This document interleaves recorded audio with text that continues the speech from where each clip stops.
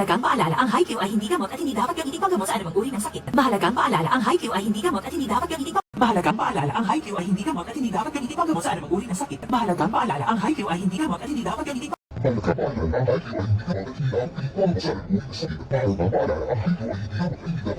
Mahalagang paalala, ang HiQ ay hindi gamot at hindi dapat gamitin panggamot sa anumang uri ng sakit. Mahalagang paalala, ang HiQ ay hindi gamot at hindi dapat gamitin